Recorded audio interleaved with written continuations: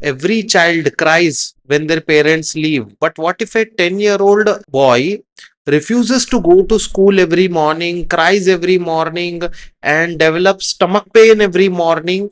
And he sort of panics when his mother steps out. Is it love, attachment, or is it a psychiatric disorder? And most importantly, how will you tell the difference? This video is for three types of people. First are the concerned parents who are concerned whether their child is normal or not.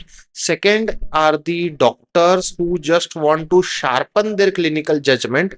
Lastly is my favorite audience, which are the medical students who are actively preparing for USMLE Step 2 or MRCP exam, because this is a topic they like to ask in these exams. Before we discuss this entity called separation anxiety disorder, let us understand what is normal. See, when a baby is born, who is the world of the baby? It's the mother. The mother is the baby's world. So every time the mother disappears, the baby thinks that my world has disappeared, and there is a anxiety and a panic and a tense emotional reaction in the baby. This is normal. Okay, so the baby thinks, for the baby, mom equals the world. So no mom, no world. Tense panic reaction. Slowly, as the baby becomes a toddler, he realizes that there is another world to explore, another world that exists that is beyond the mom, and mom is just a part of this bigger world. So he learns that mom is in the world, not the world itself. Okay, mom is still important for this toddler, but mom is not the entire world. There are other things, there are toys, there's my dad, there is a TV, iPad, and whatever young kids are doing nowadays.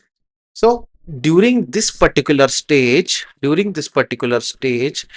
a separation anxiety is totally normal. If the baby panics when the mother is not around, it's considered totally normal. But by the age of 2 to 3 years, this separation anxiety should totally disappear. It should totally disappear. If the separation anxiety persists after, let's say, 3 years, then it becomes pathological or not normal. Okay, after 3 years, this is what you need to remember. For doctors, this is what is important. Now, this is what we have discussed till now. It is normal at birth, gradually disappears at 3 years. If it persists, is it's separation anxiety disorder. There is another more complicated thing, which is that it disappears at 3 years, it disappears at the age of maximum 3 years, then it reappears in adult life. This is called as adult onset separation anxiety disorder. Now, whether it is pediatric separation anxiety or adult onset separation anxiety disorder, one thing is must, that there should be functional impairment. Now, what do I mean by functional impairment? Functional impairment means that every day-to-day activity of the patient is affected. For example, there can be four patterns in which this happens. The first pattern is most common, which is a refusal to attend school, or second most common is refusal to sleep alone. The child is sleeping in another room, parents are sleeping in another room. What's going to happen is the child again and again he comes, knocks the parent's room and asks to sleep with the parent. So this is second most important. They'll say that they are scared, etc. Third is they can have medically unexplained symptoms, like most important is stomach ache. And these people, they classically have stomach ache only on weekdays. On weekends, when they are with their parents, there is no history of stomach ache, and all the medical findings are, of course, normal. Lastly, in some cases, there can be catastrophic thinking. What do I mean by catastrophic thinking? The child may say, Mama, when I am in the school, I feel like something bad is going to happen to you. Mama, I feel like your accident is about to happen when I'm in the school. I feel like, mama, you are going to die when I'm in the school. So this kind of catastrophic thoughts they develop whenever they are physically at a separate distance from their parent. Now, what's the time required for diagnosis? The time required for diagnosis in adults is minimum of 6 months duration, whereas in a child it is 4 weeks. Okay, so the child, it's not 4 weeks child, but for children the time required for diagnosis is 4 weeks. Again, without functional impairment there is no diagnosis. Now if you are a medical student, this is how the exam is going to trap you. They are not going to say that we are testing you for separation anxiety disorder. What is separation anxiety disorder? No, they're going to ask you a clinical vignette. Now, the vignette can be something like this, like we have on the screen, that a 8-year-old boy cries daily before school, complains of stomach ache, and he has missed 15 days of classes. The GI workup is normal. This should be a clue. And this has lasted 8 weeks. If they want to further elongate the vignette, they can say something like they have recently shifted their home, something which gives you a more clue that the baby is now in, or the child is now in more distance from the parents. So then your diagnosis that should come to your mind is separation anxiety disorder. They won't ask you directly for the diagnosis. What they'll do is they'll do a two-step. They need you to make a diagnosis and they need you to pick the treatment. So in the options they're going to give the treatment. Another way the exams can ask you by giving a second type of vignette, which is girl refuses to sleep over at the friend's house because she thinks that when she goes for sleepover something bad will happen to my mother. Maybe some stranger will go and kill my mother in the home, or my mother is going to die in a car crash like it's given here on the screen. This type of catastrophic fears. And when you do other workup, no other condition workup is positive, so then the diagnosis comes is separation anxiety disorder. A new trend now the exams are asking is of the adult variant. Generally the trigger is leaving a romantic partner or the child, and the time required for diagnosis is minimum 6 months. And a clue they can give you is that somebody is refusing to for job travel due to extreme distress, that if I do job travel something bad is going to happen with my partner. Generally these people have a normal phase in life. For example, an adult man, he never had sad. Adult man, he never had sad, marries a young lady, and 5 years into marriage nothing bad happens. Then this young lady goes have a minor accident. His wife has a minor accident.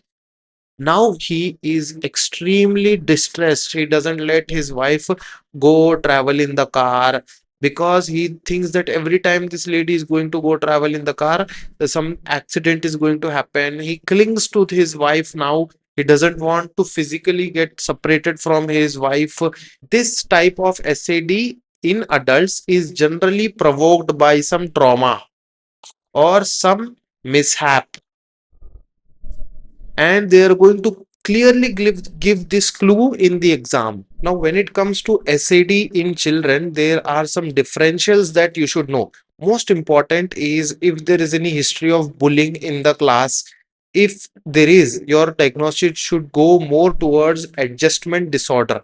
If the person is failing in one particular subject, for example, math, then your diagnosis should go towards SLD, specific learning disorder. Your diagnosis should include separation anxiety disorder only when the only trigger is leaving the parent, and no other triggers are given in the question vignette or in the history. Now, there are some differentials that you should be aware of. These differentials are social anxiety disorder. In social anxiety disorder, the patient is worried about being judged by others. In general anxiety disorder, the history is going to be that the patient is worried about everything. Okay.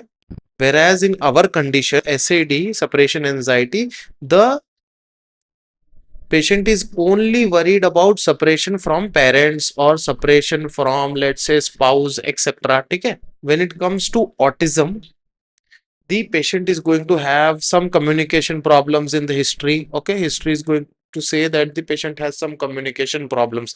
So This is how you will be able to differentiate in the options, which option to pick. When it comes to management, remember that the first line is always cognitive behavioral therapy. Okay, if you are asked in the options in your exam, if it's you have to choose one, cognitive behavioral therapy, or they give you a list of medications, always pick cognitive behavioral therapy. Okay, so what does cognitive behavioral therapy include? It includes both parent and child psychoeducation and gradual exposure to separation.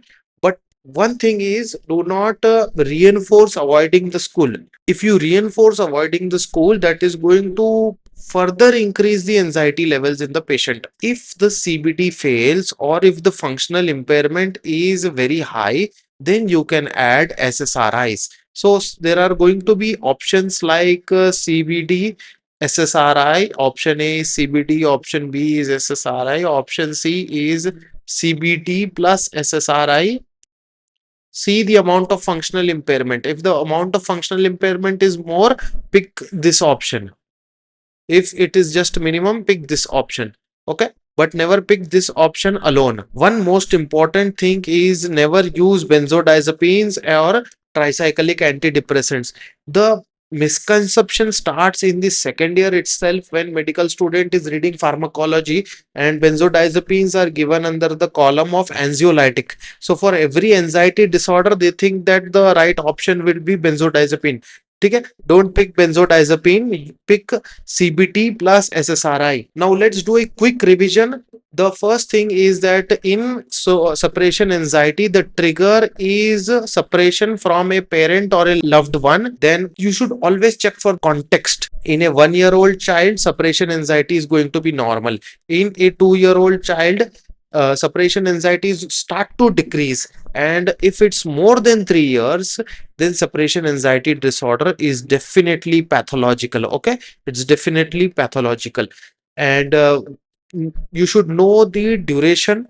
In if it's more than 4 weeks in children and it's more than 6 months in adult, there should always be some functional impairment, and there can be somatic symptoms as well. So next time you see a child crying when the parent leaves, don't just consider it blindly as normal behavior. Always ask yourself whether this is a part of development or this is a psychiatric condition.